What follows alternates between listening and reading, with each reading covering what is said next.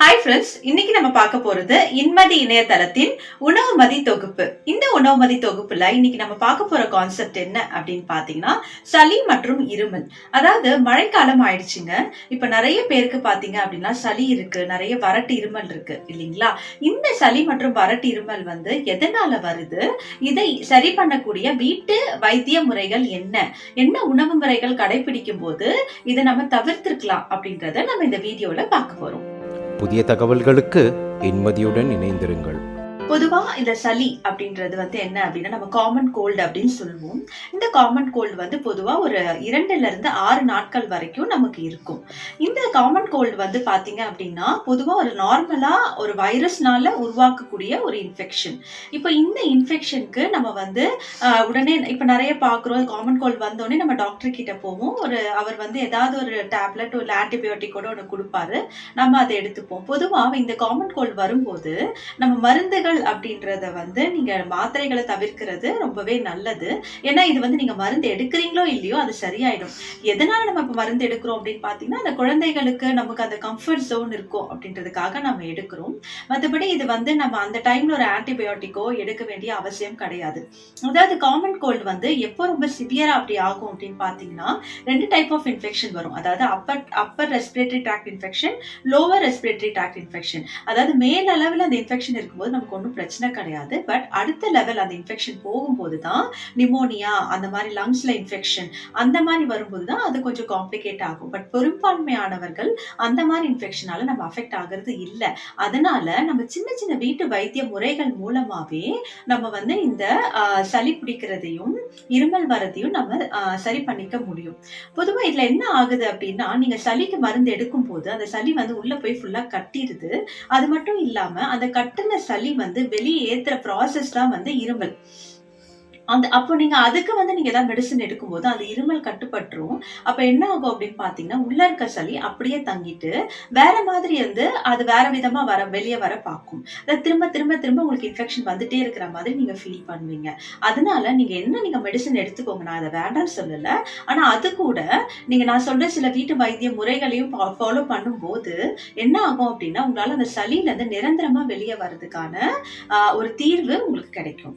பொதுவா இப்போ common cold, அதாவது இந்த சளி பிடிக்கும் போது நம்ம வீட்டுல என்ன மாதிரி உணவுகள் எடுத்துக்கலாம், ரெகுலரா எடுத்துக்கலாம் அப்படின்னு பாத்தீங்கன்னா, சளி உங்களுக்கு வந்துருச்சு அப்படின்னும் போது வார்ம் ஃபுட் நிறைய எடுக்கணும். அதாவது சூப் வகைகள் எடுக்கலாம், தண்ணீர் நிறைய குடிக்கணும். அதுக்கப்புறம் பாத்தீங்க அப்படின்னா மிளகு நிறைய நீங்க சேர்த்துக்கலாம். அப்புறம் பருப்பு தண்ணி, இந்த மாதிரி சூப் மாதிரி இல்ல நிறைய வெஜிடபிள் போட்ட ஒரு சூப், இந்த மாதிரி நிறைய எடுத்துக்கலாம். அப்புறம் இஞ்சி நிறைய சேர்த்துக்கணும். சுக்கு நீங்க டெய்லி எடுத்துக்கும் போது உங்களோட அந்த சளியோட அளவு நல்லாவே குறையும். இப்ப பாத்தீங்கன்னா ஒரு சிம்பிளா ஒரு கஷாயம் சொல்றேன். என்னன்னு பாத்தீங்கன்னா, மிளகு, சீரகம், சுக்கு, அப்புறம் வெற்றிலை பார்த்திருக்கீங்க, வெற்றிலை, அப்புறம் துளசி, இது எல்லாத்தையுமே சேர்ந்து நல்லா இடிச்சு நல்லா கொதிக்க விட்டு, 1 டம்ளர் தண்ணி வைக்கிறீங்கன்னா அது 1/2 டம்ளர் ஆகுற வரைக்கும் கொதிக்க வச்சு இந்த கஷாயத்தை ஒரு நாளைக்கு 2 தடவை நீங்க குடிக்கும் போது இந்த சளி கொஞ்சம் கொஞ்சமா கரையறத கண்டிப்பா பாப்பீங்க. அதாவது நான் உங்களை மருந்து எடுத்துக்க வேண்டாம் அப்படின்னு நான் சொல்லல. அந்த மருந்து நீங்க தாராளமா எடுத்துக்கோங்க. கூட கூட நீங்க இதெல்லாம் எடுத்துக்கும் போது அந்த சளியால ஏற்படக்கூடிய பாதிப்புகள் உங்களுக்கு ரொம்பவே குறையும். அது மட்டும் இல்லாம இப்ப வறட்டு இருமல் இருக்கு அப்படின்னா என்ன பண்ணலாம் அப்படின்னு பாத்தீங்கன்னா, சுக்கு இருக்கு இல்லைங்களா, சுக்கு, ஏலக்காய் நல்லா இடிச்சிட்டு நல்லா அதை கொதிக்க வச்சு அந்த தண்ணியில நீங்க தண்ணியை வடிகட்டி நீங்க குடிக்கலாம். கூட மிளகும் நீங்க சேர்த்துக்கலாம். எவ்வளவுக்கு எவ்வளவு மிளகு சேர்த்துக்கிறீங்களோ உங்களோட சளியோட அளவு நல்லாவே குறையும். இப்ப இதுல நீங்க இது மஞ்சள் தூள் கூட ஆட் பண்ணிக்கலாம். இந்த மஞ்சள் தூள் இதெல்லாம் பாத்தீங்கன்னா, மஞ்சள் தூள், சுக்கெல்லாம் பாத்தீங்கன்னா நிறைய ஆன்டி இன்ஃப்ளமேட்டரி ப்ராப்பர்ட்டிஸ் அதுல இருக்கும். இந்த சளியால ஏற்படக்கூடிய அந்த பாதிப்புகள் எல்லாமே நல்லாவே குறையும். அப்புறம் உங்க பாடி இது கூட சேர்ந்து ஃபைட் பண்ணுது இல்லையா, அதை அதுக்கு இது எல்லாமே ரொம்ப ஹெல்ப் பண்ணும். சிம்பிளா சொல்லணும்னா அதுதான். அது மட்டும் இல்லாம இப்போ நீங்க ரெகுலராவே நைட், இப்போ இந்த மழை காலங்கள்ல குழந்தைகளுக்கு ரெகுலராவே பசும்பால் கொடுக்குறீங்க அப்படின்னா தாராளமா கொடுங்க. அது கூட கொஞ்சம் இஞ்சி ஒரு இஞ்சி தட்டி போடுங்க, இல்ல சுக்கு போடுங்க.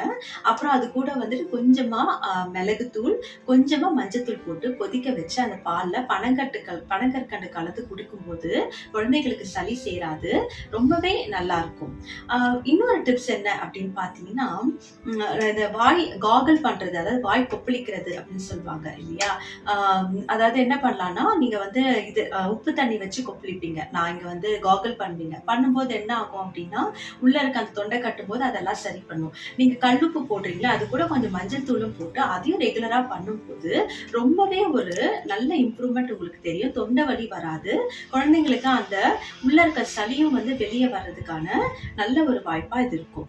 அடுத்ததா வறட்டு இருமல் அதிகமா இருக்கு அப்படின்னும்போது, நீங்க என்ன எடுத்துக்கலாம் அப்படின்னு பார்த்தீங்கன்னா, தேன் இருக்கு இல்லையா? தேன்ல மிளகுத்தூள் குழச்சு அத நீங்க சாப்பிடலாம். அது ரொம்ப நல்லாருக்கும். இல்ல அப்படின்னா கிராம்பு, அப்புறம் ஏலக்காய், அதுக்கப்புறம் மிளகு இது எல்லாத்தையும் கொதிக்க வச்சு அந்த தண்ணீர நீங்க குடிக்கலாம். அதுல தேன் கலந்து நீங்க குடிக்கலாம். ஸோ இஞ்சி சாறு இருக்கு இல்லையா? அதுல வந்து தேன் கலந்து நீங்க குடிக்கலாம். இந்த மாரி குடிக்கும்போது அந்த வறட்டு இருமல் வந்து உங்களுக்கு கண்ட்ரோல் ஆகும். ஓகே.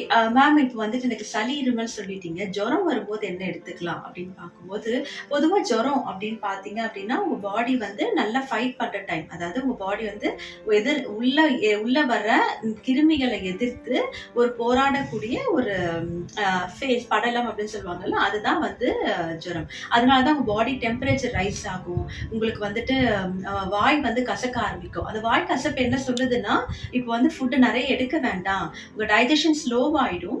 ஃபுட்ட நெறைய எடுக்காதீங்க அப்டின்ட்டு சொல்லும். அந்த டைம்ல நான் சாப்பிடவே கூடாதா அப்டின்னா, இல்ல அப்படி கிடையாது. நீங்க சாப்பிடலாம். ஆனா எளிதில் ஜீரணிக்கக்கூடிய பொருட்கள நீங்க எடுத்துக்கணும். நம்மலாம் இந்த கொரோனா வந்தப்போ நம்ம அடிக்கடியா நம்ம எடுத்துக்கிட்ட எந்த விஷயம் ஒண்ணு என்னன்னா, நிலவேம்பு கஷாயம்.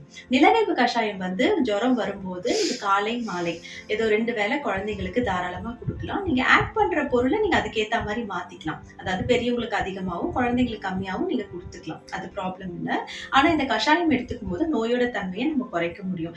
எல்லா வகை ஃபீவருக்குமே இத எடுத்துக்கலாம். அத தவிர இது ஜுர டைம்லயோ இல்ல நல்ல ஒரு மாரி பாடி வந்து டயர்டா, வார்மா இருக்கும்போது தண்ணீர் நெறைய குடிங்க. ஏன்னா பாடி வந்து இந்த டைம்ல நெறைய தண்ணீர் தேவைப்படும்.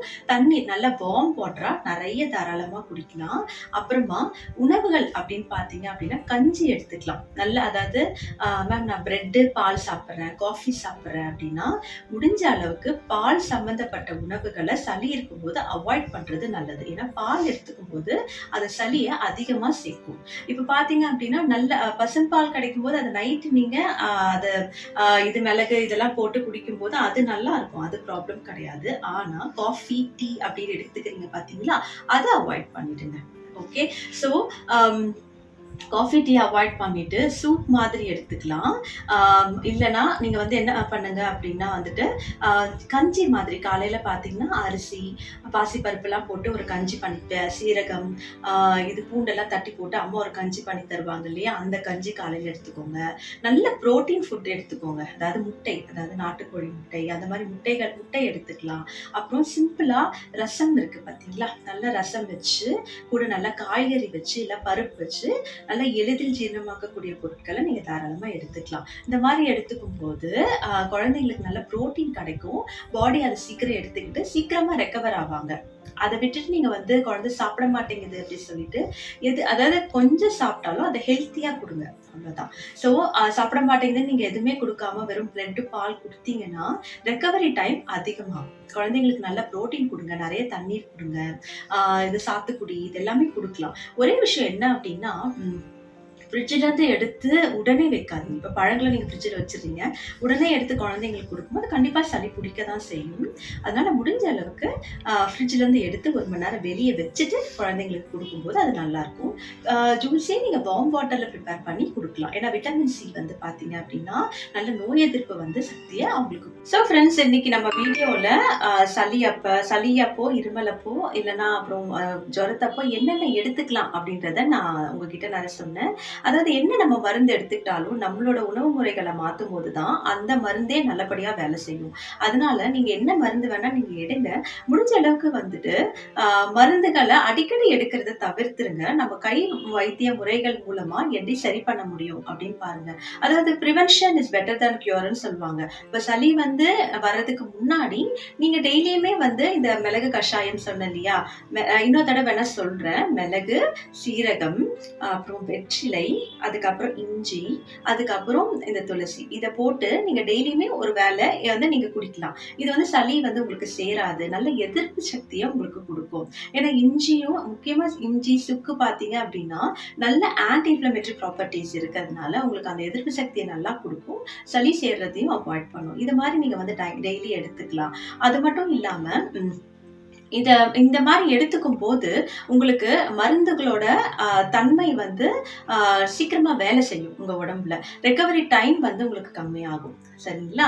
அது இப்ப வந்து இந்த இதுல இன்னொரு முக்கியமான விஷயம் என்ன அப்டின்னா, அ நல்ல நல்ல ரெஸ்ட் இருக்கணும். நல்ல சளி பிடிக்குது அப்டின்னா, கொஞ்சம் நல்லா ரெஸ்ட் எடுங்க. ஏன்னா பாடி வந்து அதுக்காக ஃபைட் பண்ணிட்டு இருக்கும்போது, வேற எதுவும் கான்சன்ட்ரேட் பண்றது கஷ்டமா இருக்கும். கொஞ்சம் நல்லா ஓய்வு எடுத்து, நல்லா இது மாரி மிளகு இதெல்லாம் நெறைய சேர்த்துக்கிட்டு, ஒரு நாள் உணவு வீட்டுக்குள்ள நல்லா இருந்து நீங்க சாப்பிட்டுட்டு பண்ணும்போது, உங்க பாடி நல்லபடியா ரெக்கவர் ஆகும். நல்ல சீக்கிரமா ஹெல்த்தி ஆகும்.